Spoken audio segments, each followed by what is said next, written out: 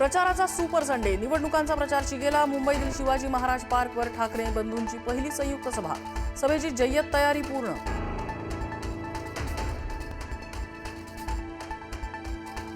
मुंबईसाठी महायुतीचा जाहीरनामा प्रसिद्ध. फडणवीस, शिंदे आणि रामदास आठवलेंच्या हस्ते जाहीरनाम्याचं प्रकाशन.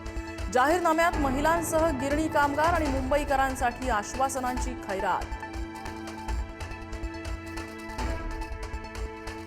ठाकरेंच्या शिवसेनेचे नेते दगडू सकपाळ यांचा शिंदेंच्या शिवसेनेमध्ये प्रवेश. मुलीला उमेदवारी न दिल्याने सकपाळ होते नाराज. शिंदेंच्या उपस्थितीत पक्षप्रवेश.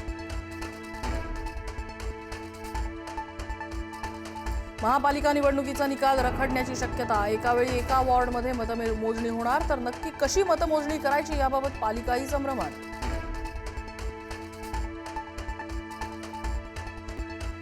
भाजप बलात्कारी जनता पार्टी. काँग्रेस प्रदेशाध्यक्ष हर्षवर्धन सपकाळांचा घणाघात. तर देवाभाऊंना शिव्या देऊन माध्यमात झळकायचं ही काँग्रेसची ओळख. आमदार चित्रा वाघ यांचा पलटवार.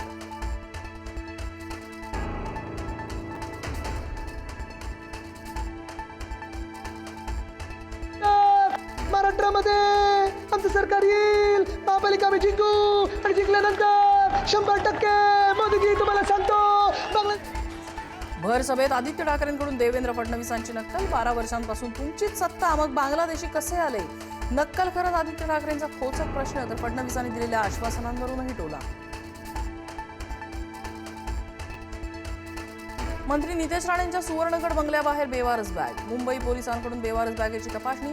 बॅग ठेवणाऱ्या तरुणाचं सीसीटीव्ही फुटेज समोर.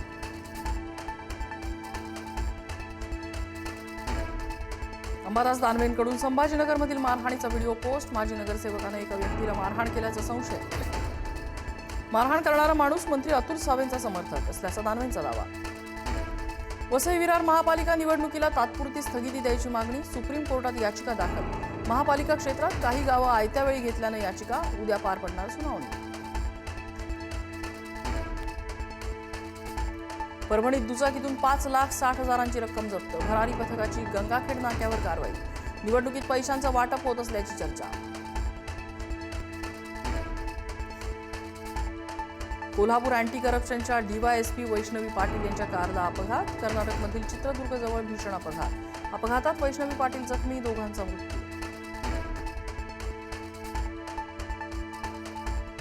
मंगळुरूमधील इंदिरानगरमध्ये मद्यधुंद कार चालकाचा फरार. नियंत्रण सुटून कार थेट हॉटेलमध्ये.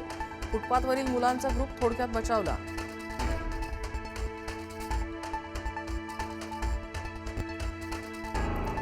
गुजरातमधील सोमनाथ मंदिरात मोदींच्या हस्ते भव्य पूजा. सोमनाथ स्वाभिमान पर्वाच्या निमित्तानं शौर्य यात्रा. मोदींकडून शाश्वत दिव्यतेचं प्रतीक असं सोमनाथ मंदिराचं वर्णन.